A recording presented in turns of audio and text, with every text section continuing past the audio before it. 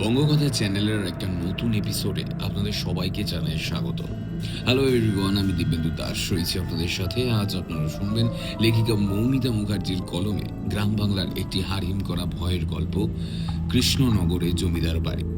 বেশি সময় নষ্ট না করে শুরু করব আজকের গল্প শুরু করার আগে আপনাদের সবাইকে একটু বলে দিই, আপনারা যদি আমাদের চ্যানেলে নতুন হয়ে থাকেন এবং আমাদের এই গল্পগুলো আপনাদের খুব ভালো লেগে থাকে, তাহলে প্লিজ একটু চ্যানেলটিকে সাবস্ক্রাইব করে দেবেন এবং এই গল্পটাকে একটু লাইক করে দেবেন এবং কমেন্ট সেকশনে একটা কমেন্ট করে জানাবেন কোথা থেকে আপনি গল্প শুনছেন বা কেমন লাগলো আপনাদের এই গল্পটা। আপনি আমাদের কমেন্টটাকে একটু কমেন্ট সেকশনে গিয়ে আমাদের একটু হাইপও করতে পারেন, যাতে যত বেশি হাইপ পয়েন্ট হবে এবং গল্পগুলো তত বেশি মানুষের কাছেও যাবে, ইত্যাদি ইত্যাদি। আজকে গল্প পাঠ এবং গল্পের সূত্রধার রয়েছি আমি, দিব্যেন্দু দাস। আজকে গল্পের পোস্টারে চিত্রা এবং আজকে গল্পের সাউন্ডে রয়েছে শুভ। শুরু করছি আজকের গল্প, মৌমিতা মুখার্জির কলমে কৃষ্ণনগরের জমিদার বাড়ি।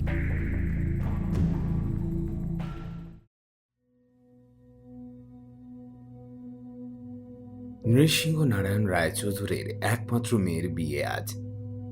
দুই ছেলের পরে এই মেয়ে। জমিদার মশাইয়ের নয়নের মণি হল চন্দ্রাবতী।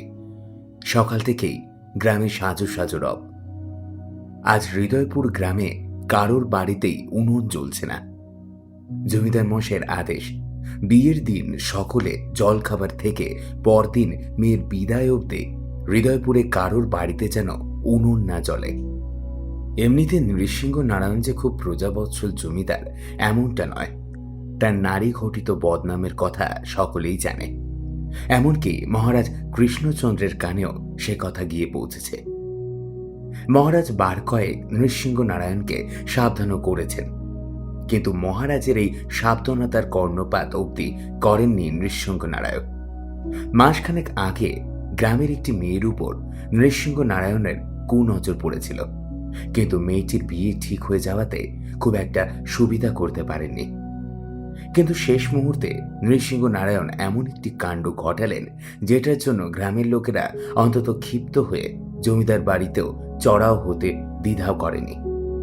বিয়ের দিন তিনি তার পেয়াদারদের পাঠিয়ে মেয়েটিকে তুলে আনেন জমিদার বাড়িতে, কিন্তু পেয়াদাররা গিয়েছিল ছদ্মবেশে, যাতে তাদের কেউ জমিদারের পেয়াদা বলে চিনতে না পারে। বিয়ের মণ্ডপে বউ না আসায় চারিদিকে খোঁজ খোঁজ পড়ে যায়, কোথাও মেয়েটিকে পাওয়া যায় না।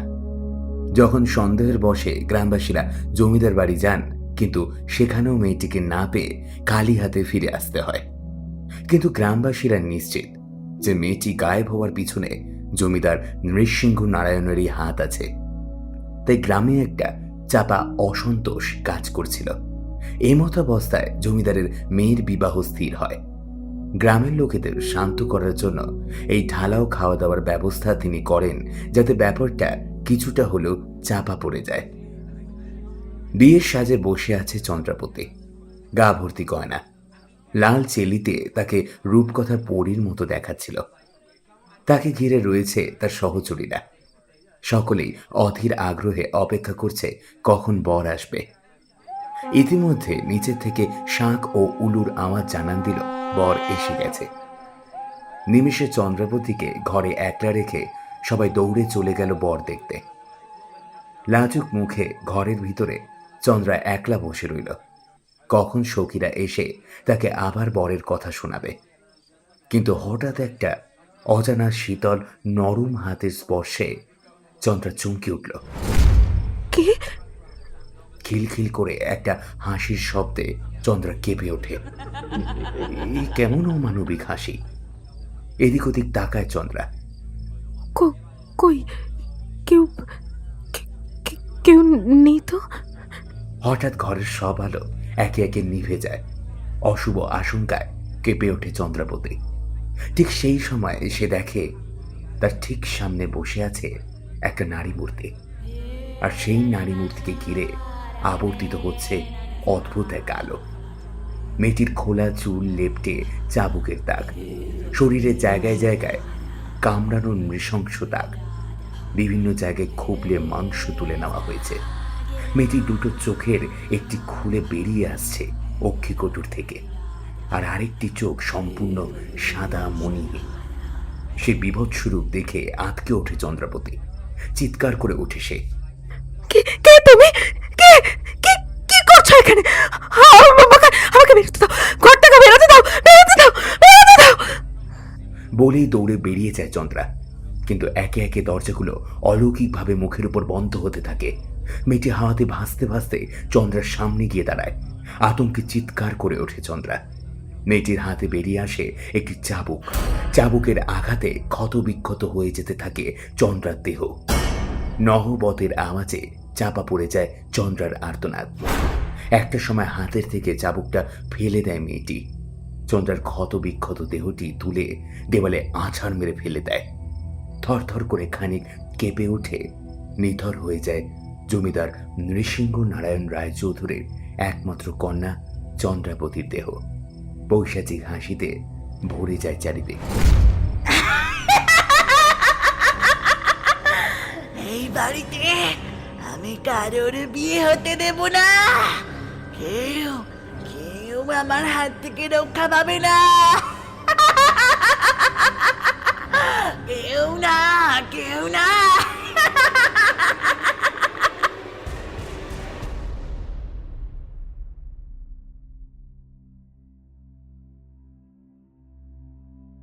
তিতির, হৈমন্তী আর বিহু তিনজনেই অভিন্ন হৃদয় বন্ধু। সেই স্কুল জীবন থেকে তাদের মধ্যে বন্ধুত্ব। স্কুল জীবন পেরিয়ে কলেজে পা রেখেছে। কলেজের গণ্ডি পেরিয়ে তারা এখন চাকরিজীবী। বিহু একটি স্কুলে ইতিহাসের শিক্ষিকা। হৈমন্তী রসায়ন বিদ্যা নিয়ে কলকাতার একটি বিখ্যাত সায়েন্স কলেজে রিসার্চ করছে। আর তিতির একটি কর্পোরেট কোম্পানিতে সদ্য চাকরি পেয়েছে। এর মধ্যে হৈমন্তীর পরিবারের একটি অতীত আছে। হৈমন্তীর পরিবার কৃষ্ণনগরের হৃদয়পুরের জমিদার বাড়ির মেয়ে। কিন্তু সেই জমিদার বাড়িতে এখন কেউ থাকে না। কর্মসূত্রে সবাই বাইরে, কেউ দেশে বা কেউ বা বিদেশে। কিন্তু সেই জমিদার বাড়িটি খুব সুন্দরভাবে সংরক্ষিত রয়েছে। পরবর্তী প্রজন্ম অত্যন্ত দায়িত্ব নিয়ে সেই বাড়িটির রক্ষণাবেক্ষণ করে চলেছে। জগদ্ধাত্রী পুজোর সময়ে খুব ঘটা করে সেই বাড়িতে পুজো হয়। তখন সবাই ওখানে একত্রিত হয়। হই হুল্লোড়ে কটা দিন সেই নিস্তব্ধ বাড়িটা যেন প্রাণ ফিরে পায়। কিন্তু কোনো বছর হৈমন্তী সেখানে দেখা যায় না। অনেকবার বিহু তিতির ওকে জিজ্ঞেস করেছে, চল না হিমু, এবারটা অন্তত চল, সবাই আসে, কত মজা হয়। তুই কেন যেতে চাস না তারও তো সঠিক কোনো কারণ তুই দিতে পারিস না। আমার ভালো লাগে না রে ওখানে যেতে। কেমন একটা অশুভ অশুভ ফিল হয়। অনেক ছোটবেলাতে একবার গেছিলাম, কিন্তু ওখানে পৌঁছানোর পরে আমার ভীষণ জ্বর এসেছিল। আর জ্বরের ঘোরে নাকি আমি বারবার বলেছিলাম, ওকে মেরো না, ওকে ছেড়ে দাও। কার কথা বলছিলাম সেটা ঠিক জানি না। আরে ধুর, ওরকম জ্বরের ঘোরে অনেকেই অনেক কিছু দেখে। আমিও তো একবার দেখেছিলাম, শাহরুখ খান এসে আমাকে কিস করছে, তারপর জ্বর ঠিক হতেই দেখি সব গায়েব। ওই জ্বরটা যদি একটু লং লাস্টিং হতো। তোর সবকিছুতেই মজা, তাই না বিহু?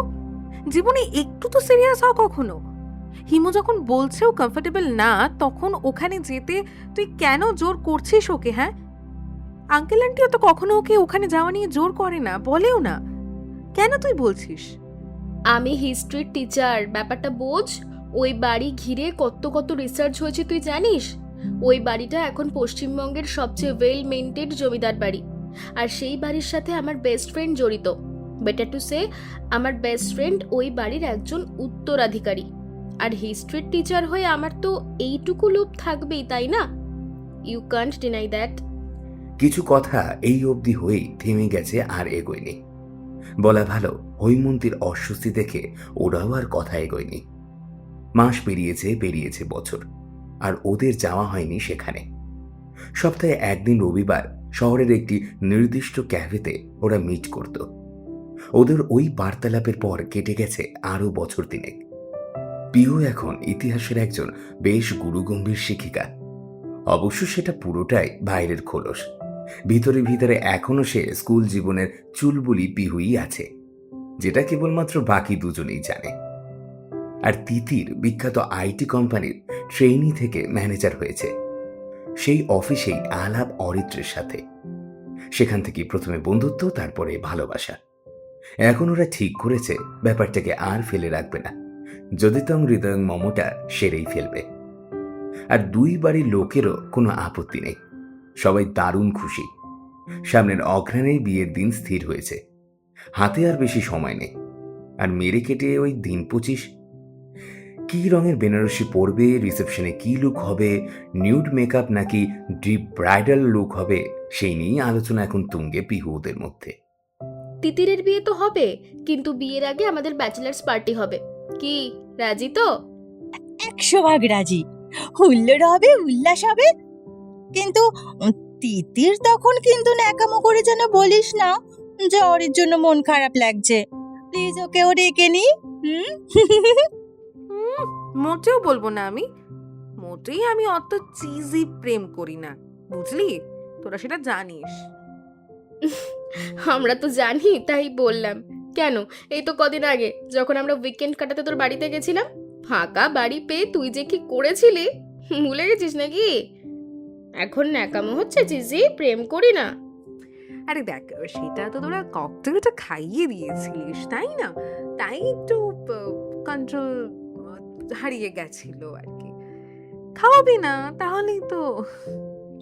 আহারে, আমরা তো বলছিলাম আমরা বিয়ার খাবো, তুই তো বলেছিলিস আমার ভাই ভদকা লাগবে। তারপরে কি কাণ্ড করেছিলিস মনে আছে? দাঁড়া দাঁড়া দাঁড়া, ওর মনে নেই, আমি মনে করিয়ে দিচ্ছি। আমার সামনে এখনই অরিকে নিয়ে আয়। ওকে এখনই চুমু না খেলে আমি জাস্ট মরে যাব। বলে কি কান্না ভাই! তারপরে তো অরিত্রতা এসে তোকে শান্ত করেছিল। আহা, মানে সববারই কি ওরকম হবে নাকি? তোরা কিন্তু ভীষণ এম্বারেস করছিস আমাকে। That's not fair. ওরে আমার লজ্জাবতী কনকবতী রে। আচ্ছা, তাহলে এবার ব্যাচেলার্স পার্টি কোথায় হবে, মানে কার বাড়িতে হবে, কিছু ভেবেছিস? এখন তো তিতিরের বাড়ি খালি পাওয়ার কোনো চান্স নেই, আর আমার বাড়িতে অলওয়েজ গ্যাঞ্জাম। আর পিহুর বাড়িতে ওর দিদি জামাইবাবু এসেছে ইউকে থেকে। তাহলে উপায়? পার্টিটা কিন্তু এখনই সেরে ফেলতে হবে রে। এরপরে টিল বিয়ে প্রত্যেকটা উইকেন্ড বিজি থাকবো। এই রিলেটিভের আইবুড়ো ভাত, ওই রিলেটিভের আইবুড়ো ভাত, এই বন্ধুর অমুক, ওই বন্ধুর তমুক। উফ। কিন্তু সবচেয়ে বড় প্রশ্ন হলো, তুই কি আদৌ আইবুড়ো? মানে Officially, yes. Unofficially, a big no. তোরা এত ভাট বকিস না যে কি বলবো। কাজের কথায় আয় না ভাই। তাহলে আমাদের ব্যাচেলার্স পার্টিটা কোথায় হবে? এই ডেস্টিনেশন পার্টি হলে কেমন হয়? কোথায় যাবি? বাড়ি থেকে বিয়ের আগে দূরে যাওয়াটা কিন্তু খুব চাপ হবে রে। ছাড়বে না। অলরেডি মা বলতে শুরু করেছে বিয়ের আগে ঘোরাঘুরি বন্ধ করতে হবে। বিয়েতে নাকি অনেক ধরনের বাধা টাধাও আসে। আমি একটা প্রপোজাল দেব। কি? চল আমরা হিমুর কৃষ্ণনগরের বাড়িতে যাই, দারুণ মজা হবে। এত বছরে আশা করি হিমুর ভয়টাও কেটে গেছে, আর না কাটলে আমরা লাঠিপেটা করে করে সেই ভয় কাটাবো। কি, যাবি? হ্যাঁ, এটা কিন্তু দারুণ আইডিয়া। আমি রাজি।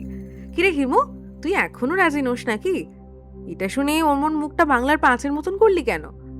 আমি বরং একটা কাজ করি, আমি বাড়িতে বলে দেব যে তোদের ওখানে কোনো একটা জাগ্রত মন্দির আছে, সেখানে গিয়ে আমি মাথা ঠুকবো। এটা শুনলে আমার মা নিশ্চয়ই ছেড়ে দেবে। দেখ, সত্যি বলতে সেই ছোটবেলার পরে আমি এখন আর সে বাড়িতে পা রাখিনি। কেমন যেন একটা ট্রমা হয়ে গেছে। কিন্তু দেখ, আমার বাকি আত্মীয়রা, মানে আমার বাবা মা সবাই তো সেখানে যাতায়াত করে। কত বড় করে জগদ্ধাত্রী পুজো হয় সেখানে। কারো কোনো ফিশি ফিলিং কখনো হয়নি। কিন্তু আমার যে কেন এরকম হয় আমি না বুঝতেই পারি না। আসলে তুই ছোটবেলাতে খুব হরর বুকস পড়তিস তো, তাই হয়তো সামহাও তোর ওরকম মনে হচ্ছে। কিন্তু সেটাকে আঁকড়ে ধরে বসে থাকলে তো আর হয় না। চল এবারে আমরা সবাই মিলে তোর ট্রমাটা কাটিয়ে দেব।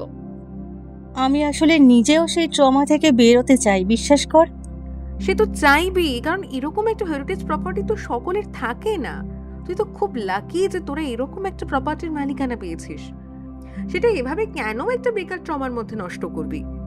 জানিস, আমি ওদের বাড়ি নিয়ে লেখা কত রিসার্চ পেপার স্টাডি করেছি। প্রত্যেকবার ভীষণভাবে শিহরিত হয়েছি রে। নিজের চোখে দেখার ইচ্ছেটা এত প্রবল হয়ে উঠতো মাঝে মাঝে, কিন্তু হিমুর কথা ভেবে প্রত্যেকবার নিজের ইচ্ছেটাকে দমন করেছি। আমি তো তোদেরকে কতবার বলেছি জগদ্ধাত্রী পুজোর সময় আমার ফ্যামিলির সবাই যায়, তোরাও ঘুরে আয়, কিন্তু তোরাই তো যেতে চাসনি। আরে ধুর, তুই আমাদের বন্ধু, তুই যাবি না আর আমরা ড্যাং ড্যাং করে ঘুরতে চলে যাব? হয় নাকি এরকম? ধুর। আমি একটা কথা কাউকে বলিনি, এমনকি তোদেরও নয়। সে ছোটবেলাতে আমি একজনের দেখা পেয়েছিলাম জানিস। আমি দেখেছিলাম এক অপরূপ সুন্দরী মহিলা, কিন্তু তার হাত পা সব বাঁধা। তাকে কতগুলো প্রহরী চাবুক দিয়ে খুব মারছে, আমার আজও মনে আছে। তারপর থেকেই তো আমার জ্বর, আর তারপরেই কলকাতা ফিরে আসা। তবে জানিস তো, আগেকার জমিদার বাড়ির এরকম অনেক কাহিনী কিন্তু আজও শুনতে পাওয়া যায়। মেয়েদের ওপর নাকি ওরা খুব টর্চার করতো। দেখ, সব জমিদার যে খারাপ ছিল এমনটা তো নয়। ইতিহাসে অনেক প্রজাবৎসল জমিদারের কথাও কিন্তু আছে। মোট কথা, আমরা হৃদয়পুরে ফাইনালি যাচ্ছি। উফ, আমার কতদিনের স্বপ্ন যে পূরণ হতে চলেছে। Very happy and very very excited indeed. আর জানিস, আমি একটা নতুন রিসার্চ পেপার পড়াও শুরু করেছি। হিমু, তোদের বাড়ির ওপর, বুঝলি, সবে শুরু করেছি।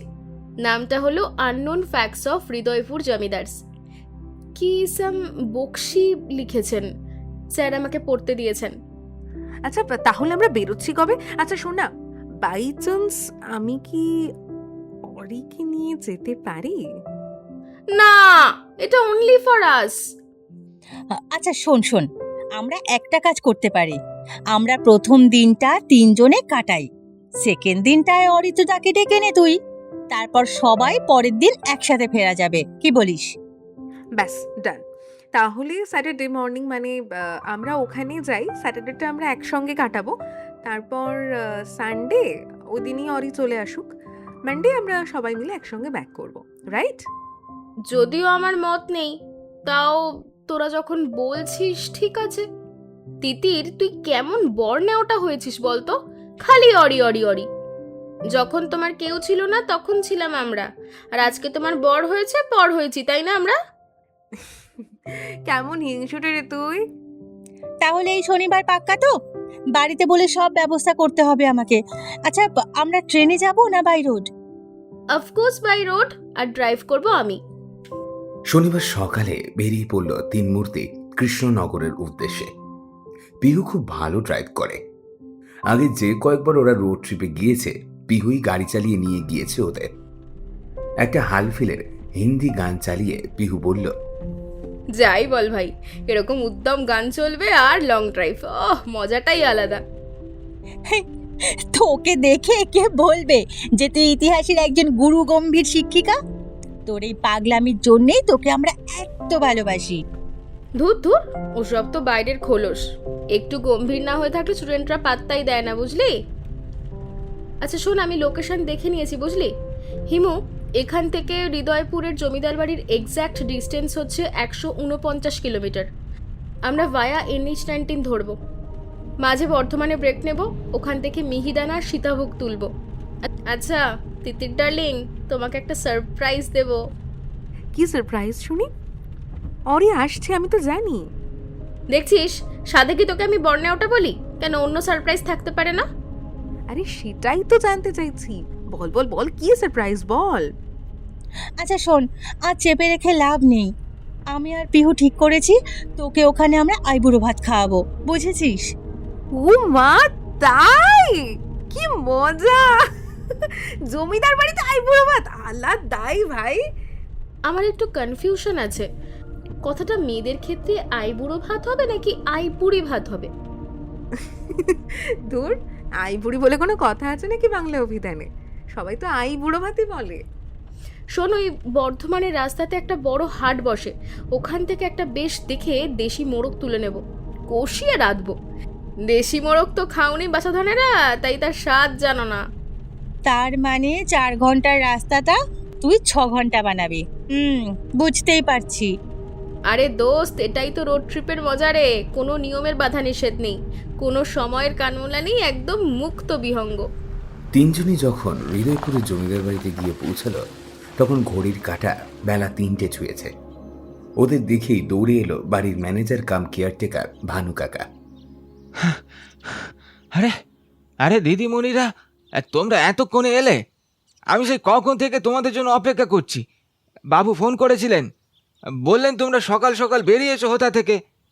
আমি তো তোমাদের জন্য দুপুরের খাবার বন্দোবস্ত করেছি গো। হ্যাঁ ভানু কাকা, আমাদের আরো অনেক আগে এখানে এসে পৌঁছানোর কথা ছিল, কিন্তু বর্ধমানে আমরা কিছু কেনাকাটা করলাম, তাই একটু দেরি হয়ে গেল। আমাদের সকলের না খুব খিদে পেয়েছে, তুমি তাড়াতাড়ি আমাদের খেতে দাও প্লিজ। উমা, এই এই তুমি হিমু দিদি না? সেই কোন ছোট্টবেলাতে এসেছিলে? কত বছর পর তোমাকে দেখছি গো। সেইবারে এসে কেমন জ্বরটাই না বাদিয়েছিলে, তারপর তো এই এলে। হ্যাঁ ভানু কাকা, আর আসা হয়নি। আচ্ছা শোনো না, গাড়ির পিছনে অনেক জিনিসপত্র আছে, একটু নামানোর বন্দোবস্ত করো প্লিজ। সন্ধ্যাবেলা কিন্তু আমরা নিজেরা রান্না করব। সে কি, 2 দিনের জন্য এসেছো, তোমরা কেন হাত পুড়িয়ে খাবে গো? শ্যামলী আছে তো, ওই রান্না বান্না ঘরে সব কাজ করে, কিন্তু সন্ধ্যের আগে ও চলে যাবে। তোমরা ওকে রান্না বুঝিয়ে দাও, ও সব গুছিয়ে রাখবে কোন। না ভানু কাকা, রান্নাটা আজকের দিনটা আমরাই করব গো। কাল থেকে আবার শ্যামলী করবে না হয়। আসলে আমার এই বন্ধুটিকে দেখছো না, ওর নাম তিতির, আর কদিন পরেই ওর বিয়ে। তাই আমরা 2 বন্ধু মিলে ওকে আইবুড়ো ভাত খাওয়াবো আজ সন্ধেবেলা। এটা শুনে ভানু কাকার মুখটা যেন একটু কেমন বিষণ্ণ হয়ে গেল। তারপর আর কোনো কথা না বলে গাড়ির ডিকি থেকে সব মালপত্র বের করে ধীরে ধীরে ভিতরে নিয়ে গেল। শীতকালের বেলা খুব তাড়াতাড়ি সন্ধ্যা হয়ে যায়। ওরা ফ্রেশ হয়ে খাবার টেবিলে বসলো খেতে।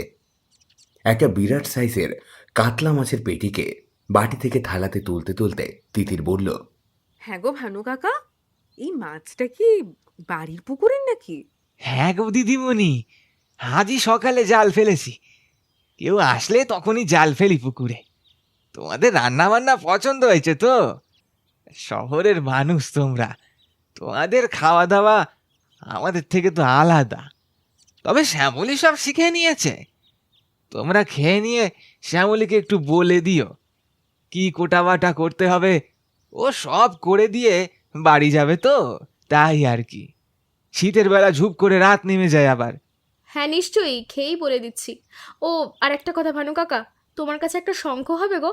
আসলে ওকে আইবুড়ো ভাত খাওয়াবো তো, তাই লাগবে। আহ, শঙ্খ কি হবে গো?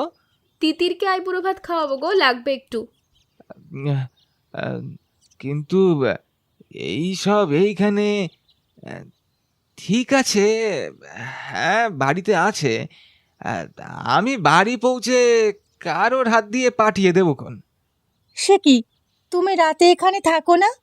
আমার যতদূর মনে পড়ছে তুমি তো আগে এখানেই একটা ঘরে থাকতে। না দিদি, আমি এখানে থাকি না। আসলে আমার বউটা খুব অসুস্থ, তাই তাকে ছেড়ে এখানে থাকি না আমি। সারাদিন এইখানে থাকি, তারপর সন্ধ্যের পরে নিজের বাড়ি ফিরে যাই। তবে কাছেই আমার বাড়ি, কোনো দরকার হলে আমাকে একটা ফোন করবেন, আমি সাইকেল নিয়ে চলে আসবো খন। আমরা যে কটা দিন আছি একটু ম্যানেজ করে রাতটা এখানে থাকো না ভানু কাকা। হৈমন্তীর এই কথায় চোখ টিপে ইশারা করে পিহু। ভানু কাকা থাকলে তাদের মজাতে অসুবিধা হতে পারে, কিন্তু হৈমন্তীর এই কথা ভানু কাকা বিনয়ের সাথে মানা করে বলে, বিশ্বাস করো গে দিদিমণি, আমার কোনো উপায় নাই গা। বাড়িতে বউটাকে কেউ দেখবার নাই গো, একমাত্র আমি আছি। ওরা ঝটপট খাওয়া দাওয়া সেরে হৈমন্তী আর পিহু শ্যামলীকে বোঝাতে যায় কি কি জোগাড় করে রাখতে হবে রাতের জন্য। হ্যাঁ রে হিমু, তোর কি কোনো কাণ্ডজ্ঞান নেই? আমরা একটু প্রাণ খুলে এনজয় করব, তার মধ্যে তুই কোন হিসেবে ভানু কাকাকে থাকতে বলিস?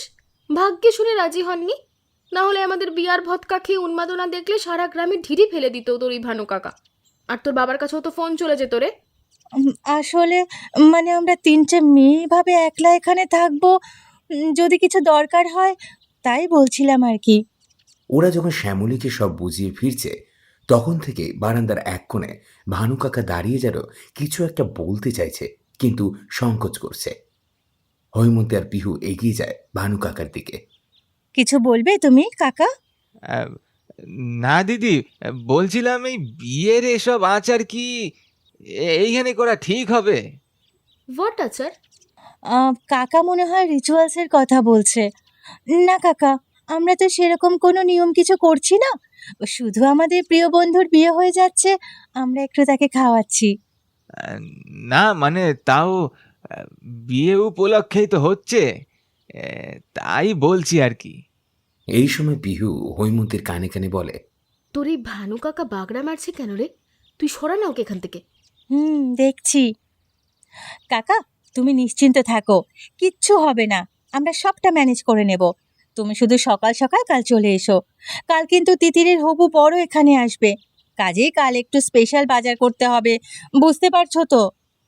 সে ঠিক আছে, তাও আবার বলি না করলেই পারতে সব। ঠিক আছে, তোমরা যেটা ভালো বোঝো করো, আমি আর কি বলবো বলো, চাকর বাকর মানুষ। ওরে শ্যামলি, হলো রে তোর? সন্ধ্যা হয়ে এলো রে, বেরোতে হবে তো নাকি? আমি বাড়ি পৌঁছে তোমাদের শঙ্খ পাঠিয়ে দিচ্ছি দিদিমণি, কেমন? সন্ধ্যা হওয়ার মুখেই ভানু কাকার শ্যামলী বাড়ি ছেড়ে চলে যায়। ওরা বেরিয়ে যাবার পরে ভালো করে ওরা সদর দরজা বন্ধ করে ওপরে চলে আসে। হাত পা ছড়িয়ে মেঝেতে গোল হয়ে বসে তিনজন। তিতির বলে, রয়্যাল প্যালেসে আমার আইবুড়ো ভাত খাওয়া, ব্যাপারটা ভাবলেই কেমন একটা থ্রিল হচ্ছে। ভাই, প্ল্যানটা কর, সেটা তো বল, ক্রেডিটটা একটু দে ভাই। আচ্ছা শোন, চল আমরা রান্নার কাজে হাত লাগাই।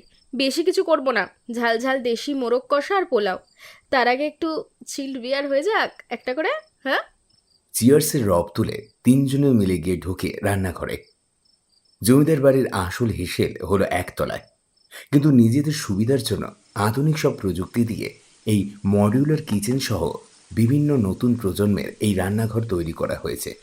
রান্না করতে করতে পিহু বলে, জানিস, এই বাড়িটার ব্যাপারে আমি অনেক কিছু জানতে পারলাম। সেই যে বলেছিলাম না, একটা নতুন রিসার্চ পেপার হাতে এসেছে। এখনও যদিও সবটা শেষ হয়নি, কিন্তু তাও যতটা পড়েছি তার থেকে যা জানলাম, অন্য কোথাও সেগুলো পাইনি। যেমন? একটু খুলে বল।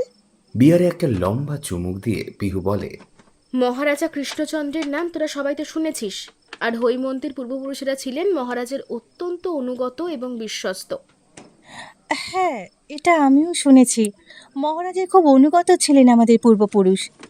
আর এই যে আমাদের বাড়ির জগদ্ধাত্রী পুজো, এটাও মহারাজা উদ্বোধন করেছিলেন প্রথম। তারপর থেকেই এই কয়েকশো বছর ধরে এই পুজো চলে আসছে। শুনেছি একবার নাকি এই পুজো বন্ধ করে দিয়েছিল, আর তারপরই পরিবারের ওপর ঘোর দুর্যোগ নেমে আসে। কৃষ্ণচন্দ্র সেই গোষ্ঠীর অংশ ছিলেন, যার মধ্যে জগৎ শেঠ, মির্জাফর, অমিচুন্দ, রায় দুর্লভ এবং অন্যান্যরা অন্তর্ভুক্ত ছিল, যারা সিরাজউদ্দৌলার বিরুদ্ধে ষড়যন্ত্র করেছিল এবং রবার্ট ক্লাইভের সাথে ষড়যন্ত্র করেছিল, যার ফলেই পলাশির যুদ্ধ, সিরাজউদ্দৌলার পরাজয় ঘটে এবং ভারতে ব্রিটিশ শাসনের শেষ ভিত্তি। আর হৈমন্তী সেই গোষ্ঠীর অন্তর্ভুক্ত ছিলেন তোদের পূর্বপুরুষ নৃসিংহ নারায়ণ চৌধুরী। মহারাজ কৃষ্ণচন্দ্র অত্যন্ত প্রজাবৎসল ছিলেন আমরা জানি, কিন্তু এই নৃসিংহ নারায়ণ কিন্তু মোটেই তা ছিলেন না। তিনি অত্যন্ত অত্যাচারী ছিলেন আর ছিলেন ভয়ানক কামুক। ওনার অত্যাচারে গ্রামের কোনো মেয়েই সুরক্ষিত ছিল না। সরি হিমু, আমি কথাগুলো বললাম, বাট আই এম হেল্পলেস রে। যেগুলো পড়েছি সেগুলোই বললাম। আরে তুই চাপ নিচ্ছিস কেন? আমি তো জানি এসব জমিদার বাড়িতে অনেক কেলোর কীর্তি থাকে। আমার পূর্বপুরুষ বলে কি ধোয়া তুলসী পাতা হবে, এমনটা কিন্তু আমি মোটেই মনে করি না। তারপর বল, খুব ইন্টারেস্টিং লাগছে রে। হ্যাঁ, যা বলছিলাম, একবার যদি নৃসিংহনারায়ণের চোখ কোনো মেয়ের ওপর পড়তো, আর যদি তার চোখ লেগে যেত সেই মেয়ে, তাহলে আর তার নিস্তার নেই। তাকে প্রহরী দিয়ে তুলে আনতেন, তাকে ভোগ করতেন সারা রাত ধরে, আর পরদিন তাকে হত্যা করে জলে ভাসিয়ে দিতেন। উফ, কি ভয়ানক! প্লিজ এগুলো বলিস না, আমার ভীষণ শরীর খারাপ করে এগুলো শুনলে। এসব ভয়ানক অত্যাচারের কথা কি না বললেই নয় তোদের? প্লিজ এরকম করিস না, আমরা না শুনলে হিস্ট্রি পাল্টে যাবে না দিদি। Be strong. পিহু, তুই কন্টিনিউ কর। একবার নাকি গ্রামের মোড়লের মেয়েকে নৃসিংহর মনে ধরে, কিন্তু গ্রামের মোড়ল অত্যন্ত সম্মানীয় ব্যক্তি, তার মেয়েকে তার ওরকম করে তুলে আনা যাবে না। আর মেয়েটি ছিল অসম্ভব সুন্দরী, নাম ছিল কমললতা। তাকে পেতে নৃসিংহ একবারে মরিয়া হয়ে ওঠেন। মেয়েটি বিয়ের দিন কিছু একটা অঘটন ঘটে, কিন্তু সেটা এখনো আমার পড়া হয়নি। কি জানি ছোটবেলাতে আমি কি দেখেছিলাম। যাক, আমাদের তো ডিনার রেডি, এবার তাহলে শুরু করা যাক। আসন পেতে থালা সাজিয়ে ওরা খেতে দেয় তিতিরকে। আয়োজন হয়তো সামান্য, কিন্তু যত্নে আর ভালোবাসায় তা হয়ে উঠেছে অসামান্য। শঙ্খর আওয়াজ নিস্তব্ধ জমিদার বাড়ির নিস্তব্ধতাকে খান খান করে দেয়। অপুর ঠোঁটে উলুধ্বনি অনুরিত হতে থাকে জমিদার বাড়ির কোনায় কোনায়। আরও 1 বোতল করে বিয়ার খেয়ে ওরা শুতে যায়। ঠিক হয়েছে আজ 3 জনে ওরা এক ঘরে শোবে। আর কাল অরিত্র আসলে স্বাভাবিকভাবেই অরিত্র আর তিতির একটা ঘরে শোবে, আর পিহু হৈমন্তী অন্য ঘরে শোবে। এখানে যেহেতু জগদ্ধাত্রী পুজোর সময় অনেক লোকজনের আগমন হয়, তাই এই বাড়িতে একটা জেনারেটরের ব্যবস্থা রয়েছে। ভানুকাকা যাবার আগে পিহুকে সবটা বুঝিয়ে দিয়ে গেছে যে লোডশেডিং হলে কি করে জেনারেটর চালাতে হবে। সিঁড়ির তলাতে জেনারেটর রাখা। সারাদিনের পথশ্রমে 3 জনেই ভয়ানক ক্লান্ত, আর তার উপরে বিয়ারও পেটে পড়েছে। তাই অল্প সময়ের মধ্যেই 3 জনের চোখেই নেমে এলো ঘুম। সময়টা নভেম্বরের হলেও এখনো সেরকম শীত পড়েনি, তাই হালকা করে ঘরের মধ্যে এয়ার কন্ডিশনারটা চলছে। হঠাৎ মাঝরাতে তিতিরের চিৎকারে ঘুম ভেঙে যায় 3 জনের। ছেড়ে দাও, ছেড়ে দাও, ছেড়ে দাও আমাকে, ছেড়ে দাও। খিরে তিতির, কি হলোটা কি তোর? ধরপর করে উঠে বসে ওরা। হৈমন্তী লাফিয়ে বিছানা ছেড়ে উঠে লাইট জ্বালাতে যায়, কিন্তু ঘরের লাইট জ্বলে না। এদিকে এয়ার কন্ডিশনারটাও চলছে। এদিকে তিতির এক নাগারে বলেই চলছে, ছেড়ে দাও, ছেড়ে দাও, পিহু 2 হাত দিয়ে তিতিরকে জোরে জোরে ঝাঁকায়। তিতির, তিতির, কেউ তোকে ধরে নেই, দেখ আমি আছি, তুই চোখটা খোল একবার। হিমু ঝট করে মোমবাতিটা জ্বালাতো, মনে হচ্ছে ঘরের লাইটটা কোনো কারণে কেটে গেছে। ওরা ঘরের মধ্যে মোমবাতি নিয়েই শুয়েছিল। গ্রামের ব্যাপার, কখন লোডশেডিং হয় আর জেনারেটর চালাতে যেতে গেলে যদি অসুবিধা হয় তাই ভেবে মোমবাতির আলোতে আস্তে আস্তে তিতির চোখ খুলে জড়ানো স্বরে বলে,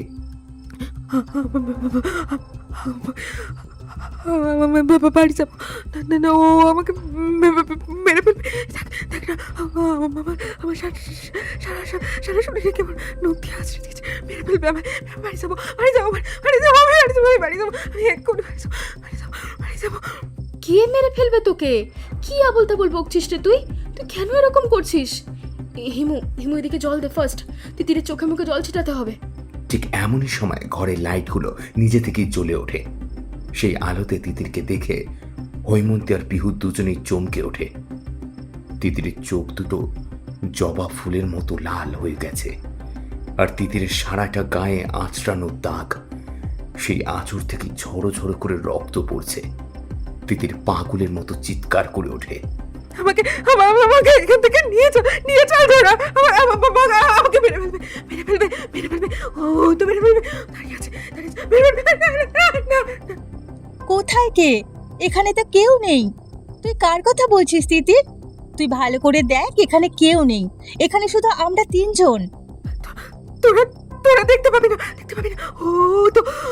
ওই তো আমাকে বাবা বলছে বেঁচে বেরতে দেবে না আমায়, আমি ব্যস্ত আছি।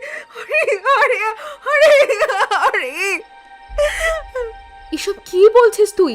আমরা সন্ধেবেলা এসব আলোচনা করছিলাম, তাই তুই এসব স্বপ্ন দেখেছিস? তুই একটু ঘুমানোর চেষ্টা কর। সারা বাড়ি কাঁপিয়ে অদ্ভুত স্বরে হেসে ওঠে তিতির। হিসে গলায় সে বলে,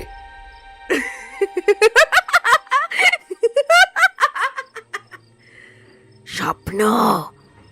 তোরা এখনো স্বপ্ন ভাবছিস? তোরা কেউ কেউ এখান থেকে বেঁচে ফিরতে পারবি না। ও ও আমাদের কাউকে ছাড়বে না।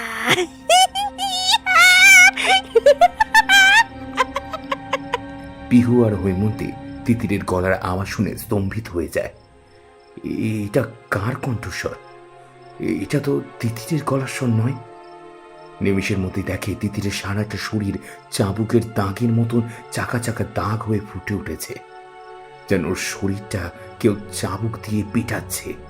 আর যন্ত্রণা ছটফট করছে তিতির। চিৎকার করে ওঠে হৈমন্তী, পিহু, পিহু গাড়ির চাবিটা নে ফাস্ট। আমাদের এক্ষুনি এই বাড়ি থেকে পালাতে হবে, না হলে আমরা 3 জনে এখানে মারা পড়বো। কিন্তু তিতিরকে কিভাবে নেব? ওকে ছাড়া আমি কোথাও যাব না। তুই তুই কি বুঝতে পারছিস না, তিতিরকে বাঁচাতে গেলে আমরা কেউই আর বাঁচবো না। গাড়ির চাবিটা নে, এখান থেকে বেরো। দরকার হলে আমরা গ্রামে গিয়ে লোকজন নিয়ে আসবো, তারপরে এখানে আবার ফিরে আসবো। প্লিজ প্লিজ প্লিজ গাড়ির চাবিটা নে ফাস্ট।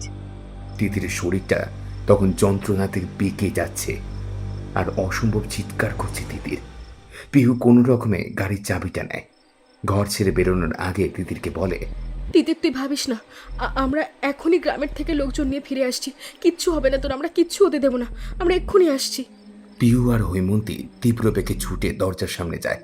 সদর দরজার কাছে গিয়ে দরজা খোলার আপ্রাণ চেষ্টা করে দুজনে, কিন্তু সদর দরজাটা কিছুতেই খুলতে পারে না। অজানা আতঙ্কে দুজনের শিরদাঁড়া দিয়েই হিমস্রোত নেমে যায়। তবে এখান থেকে বেরোনোর পথ বন্ধ। অদ্ভুত হাসির শব্দে পিছনে ঘুরে দেখে দুজনে দেখে মেঝেতে হাত পা ছড়িয়ে বসে আছে তিতির। চুল খোলা, দুটো আঙুল দিয়ে ক্রমাগত মেঝের উপরে আঁচড়াতে নখ থেকে রক্ত বেরিয়ে আসছে, কিন্তু সেসব কোনো ভ্রুক্ষেপই নেই তিতিরের। অদ্ভুত স্বরে হাসছে আর বলছে, কমলি যাবে শ্বশুর বাড়ি, সঙ্গে যাবে কে? বাড়িতে আছে ছোট্ট দেনু, কোমর বেঁধেছে, শাক বাজছে, উলু পড়ছে, আজ আমার বিয়ে। আমার ছোট্ট দেনু আমার সাথে শ্বশুর বাড়ি যাবে, আজ কমলির বিয়ে। কি মজা! আমার এখন গায়ে হলো তবে তো আমার বিয়ে। বলেই তিতির নিজের গায়ে এবার আঁচড়াতে রক্ত বের করতে থাকে আর অদ্ভুত স্বরে বলতে থাকে, ওই দেখো ওই দেখো ওই দেখো ওই দেখো, লাল রঙের হলুদ, লাল রঙের হলুদ, রক্ত দিয়ে গায়ে হলুদ হচ্ছে, তোরা হলুদে শখ বাজা। বাজা বাজা বাজা, শাক বাজা। তুমি কমললতা, দেখো আমি জানি তোমার সঙ্গে যা দেখা হয়েছিল, কিন্তু তাতে তো আমার বন্ধুর কোনো দোষ নেই। বলো ওর কি দোষ, আমাদের কি দোষ? তুমি আমাদেরকে যেতে দাও। কোথায় যাবি কোথায় যাবি? পালাবি পালাবি পালাবি, পালানোর সব পথ যে বন্ধ। আমিও সেদিন পালাতে চেয়েছিলাম, পারিনি। আর আজ তোরাও পারবি না। বিয়ে দিবি তোরা, বিয়ে দিবি। বিয়ে দিবি।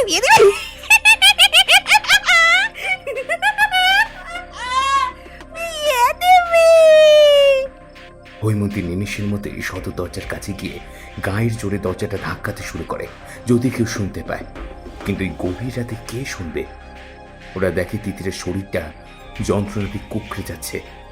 মনে হচ্ছে ওর শরীরের ওপর ঝাঁপিয়ে পড়ছে কেউ, আর ওর সারা শরীরটা কেউ যেন খুবলে খাচ্ছে। ওরা দেখে তিতিরের শরীরটা আস্তে আস্তে নিস্তেজ হয়ে পড়ছে। ওরা বোঝে এবারে ওদের পালা। হৈমন্তী এক ঝটকায় পিহুর হাত ধরে টান মারে। পিহু পালা, এদিকে আয়। এই পিছনের দিকে একটা দরজা আছে, এদিকে আয়। কিন্তু তিতির, ওকে এখানে ফেলে রেখে আমি কিছুতে যেতে পারবো না হিমু। কাঁকিয়ে ওঠে পিহু। পিহু পাগলামো করিস না পিহু, তিতির খুব সম্ভবত আর বেঁচে নেই, কিন্তু আমাদের তো বাঁচতে হবে পিহু। আমি কাল রাতে তোরা ঘুমিয়ে পড়ার পর বাকিটা পড়েছিলাম। কমললতাকে বিয়ের দিন তুলে এনেছিল নৃসিংহ, তারপর আর তার কোনো খোঁজ পাওয়া যায় না। আমি ধরে নিতে পারি তারপর তার সাথে কি হয়েছিল। আমার এখন এইসব শোনার কোনো ইন্টারেস্ট নেই পিহু। আমি আসতে মানা করেছিলাম তোদের। ছোটবেলাতেই আমি হয়তো এই কমলিকেই দেখেছিলাম। হয়তো ভানু কাকা আমাদের এই অনুষ্ঠান করতে মানা করেছিল, তার পিছনে নিশ্চয়ই কোনো কারণ ছিল। পিহু দৌড়া, গাড়ি অবধি আমাদের পৌঁছতেই হবে পিহু। ওই তো গাড়িটা দাঁড়িয়ে আছে, তাড়াতাড়ি চল। ওরা দুজনেই দৌড়ে গাড়ির কাছে যায়, কিন্তু কিছুতেই গাড়ি স্টার্ট করতে পারে না পিহু। আতঙ্কে ভয়তে দিশেহারা হয়ে যায় দুজনে। গাড়িটা তো স্টার্ট হচ্ছে না হিমু, আমাদের বাঁচার কোনো রাস্তা নেই। ঠিক এমনই সময় একটা অদ্ভুত শব্দে দুজনে মিলে পিছনে ঘোরে। দেখে লাল পাড় সাদা শাড়ি পরা একটা মেয়ে দাঁড়িয়ে আছে। তার সারা গায়ে চাবুকের দাগ, হাতে পায়ে শিকলের পরানো, ঠিক যেমনটি হৈমন্তী দেখেছিল ছোটবেলাতে। মুহূর্তের মধ্যে হৈমন্তীর পা ধরে হিচড়াতে হিচড়াতে বাড়ির ভেতরে নিয়ে যায় সেই মেয়েটি। হৈমন্তী বাঁচার জন্য চিৎকার করতে থাকে। পিউ পিউ পিউ প্লিজ আমাকে বাঁচা, আমি বাঁচতে চাই। ও ও আমাকে মেরে ফেলবে, আমাকে বাঁচা পিউ পিউ। হাওয়াতে মিলিয়ে যেতে থাকে হৈমন্তী সেই করুণ আরতি। স্থবিরের মতো দাঁড়িয়ে থাকে পিহু। এবারে তার পালা। মৃত্যুর জন্য অপেক্ষা করা ছাড়া আর কোনো উপায় নেই। এখান থেকে বেরোনোর সব পথ বন্ধ। মৃত্যুর কালো ছায়া নেমে আসছে তাদের দিকে। পরদিন মেয়ে তিনটের কোনো খোঁজ না পেয়ে ভানু কাকা পুলিশে খবর দেন। পুলিশ এসে বন্ধ ঘরে দরজা ভেঙে তিতির আর হৈমন্তীর ক্ষতবিক্ষত মৃতদেহ উদ্ধার করে। আর পিহুকে যে অবস্থায় তারা পায় সেটা মৃত্যুর থেকেও ভয়ঙ্কর। দু হাত দিয়ে সে ক্রমাগত মাটি আঁচড়াচ্ছে আর বলে যাচ্ছে, কমলি যাবে শ্বশুর বাড়ি, সঙ্গে যাবে কে? বাড়িতে আছে ছোট্ট দিনু, কোমর বেঁধেছে। এরকম অদ্ভুত কেস আমি আর দেখিনি ডক্টর মৈত্র। আপনি বলছেন বিগত 10 বছরে ওই মেয়েটি একটি ছড়া ছাড়া আর একটি কথাও বলেনি? না স্যার, একটি কথাও না। যে বাড়িটির কথা আপনাকে বললাম, যতটুকু লোকমুখে শোনা অতটুকুই। কারণ আসলে সেখানে কি ঘটেছিল সেটা তো জানেই কেবল এই মেয়েটি। ওরা 3 জনে গেছিল হৃদয়পুরের জমিদার বাড়িতে, কিন্তু 3 জনকেই একটি বন্ধ ঘর থেকে উদ্ধার করা হয়েছিল। বাকি 2 জনকে মৃত অবস্থায় পাওয়া যায় এবং হৈমন্তী আর তিতির দুজনের মৃতদেহের অবস্থাই ছিল বিভৎস। আর এই পিহুকে পাওয়া যায় এই অবস্থায়। এই পিহু মেয়েটি তো হিস্ট্রির টিচার ছিল স্যার। স্থানীয় লোকজনের মতে এটা নাকি কমললতা বলে কোনো প্রেতাত্মার কাজ। প্রেতাত্মা? এটা ভালো মজার কথা বললেন। ওইসব প্রেতাত্মা বলে কিছু হয় না। আমার কি মনে হয় জানেন? কি স্যার? মেয়েটির dissociative identity disorder, a mental health condition that involves having 2 or more distinct identities. জানোই তো এই ব্যাপারে। এই সব কিছুই করেছে ওই দুজনের সাথে। অর্থাৎ কোনো আক্রোশে ওই দুটি মেয়েকে এই মেয়েটি মেরে ফেলেছে। কিন্তু যখন নর্মাল কন্ডিশনে এসেছে তখন নিজেই শকড আর কথা বন্ধ হয়ে গেছে। এইসব পেশেন্টের সাথে এটাই হয়। ঠিক আছে, দেখা যাক কতটা কি করতে পারি আমরা। যাও, একে নিয়ে ভেতরে যাও। ডাক্তার মৈত্রের হাত ধরে ধীরে ধীরে তারা বারান্দা ঘরের দিকে এগিয়ে যায় পিহু। দূর থেকে দেখতে পায় ওর ঘরে 2 পা ছড়িয়ে বসে আছে তিতির আর হৈমন্তী। হাতছানি দিয়ে তাকে ডাকছে তারা। আর দরজার বাইরে দাঁড়িয়ে আছে লাল পাড় সাদা শাড়ি পরা একটি মেয়ে, যার চোখ দুটি অক্ষি কোটর থেকে বেরিয়ে এসেছে। ধীরে ধীরে মেয়েটির সারা শরীর কঙ্কালে পরিণত হচ্ছে। কঙ্কালের হাত দুটি ধীরে ধীরে এগিয়ে যাচ্ছে পিহুর দিকে। ধীরে ধীরে ঘরের ভেতরে ঢুকে যায় পিহু। বাইরে থেকে দরজাটা বন্ধ করে দেন ডাক্তার মৈত্র।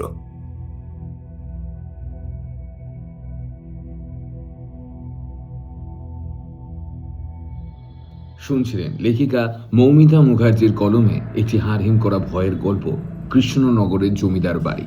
আজকে গল্প পাঠ এবং গল্পের সূত্রধার ছিলাম আমি, দিব্যেন্দু দাস। অন্যান্য চরিত্রে ছিল বর্ণালী, খুশি, মধুরা, শান, সৌভিক, সৃজিতা।